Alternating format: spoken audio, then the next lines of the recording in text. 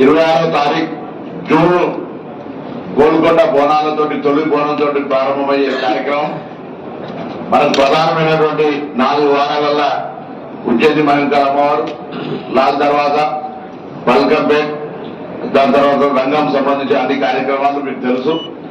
అంబారి మీద ఊరేగింపు, దాని తర్వాత పలహారాల బండి, ఇట్లా రకరకాల కార్యక్రమాలన్నీ కొనసాగుతాయి. వీటికి సంబంధించి పోయిన సంవత్సరం కూడా ప్రభుత్వం ద్వారా ముఖ్యమంత్రి రేవంత్ రెడ్డి గారి నాయకత్వంలో కొండా సురేఖ గారి చొరవతోటి 20 కోట్ల రూపాయలు కేటాయించడం జరిగింది.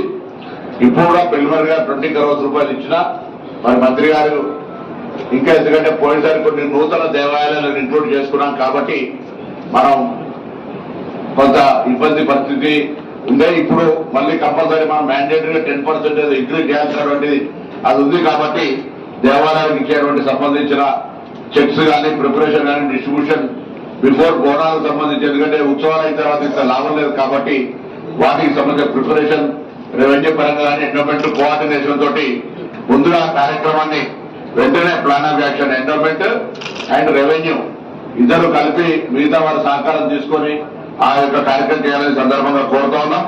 అదేవిధంగా నేను ఇక్కడికి వచ్చిన ప్రతి ఉద్యోగి ఇది ఒక అమ్మవారి ఆశీర్వచనం కొరకు దొరుకుతున్నటువంటి అవకాశంగా భావించి బోనాల్లో సేవ చేసేటువంటి అవకాశం, బాధ్యత అనుకోకుండా ఇది డ్యూటీ అనేటువంటి మైండ్ కాకుండా ఒకటి సేవ చేస్తున్నాం అనేటువంటి ఒక ఫీలింగ్ గా సర్వీస్ చేసినట్టయితే తప్పకుండా మరి దీనికి సంబంధించినటువంటి ఒక కార్యక్రమం బాగా శుభంగా జరుగుతుంది.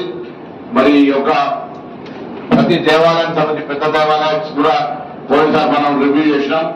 ఈసారి కూడా ప్రిన్సిపల్ సెక్రటరీ గారు మాన్కాల్ ఉజ్జయినికి సంబంధించినటువంటి డీటెయిల్ ప్రోగ్రామ్ ను, బల్కంపేట డీటెయిల్ ప్రోగ్రామ్ ను, అదే లాల్ తర్వాత సింహానికి సంబంధించి కూడా డీటెయిల్ ప్రోగ్రామ్ ను, గోల్కొండను కూడా డీటెయిల్ గా ప్లాన్ ఆఫ్ యాక్షన్ కొత్త డీటెయిల్ యాక్షన్ ప్లాన్ తయారు చేసింది. ఈ సందర్భంగా నేను విజ్ఞప్తి చేస్తాను.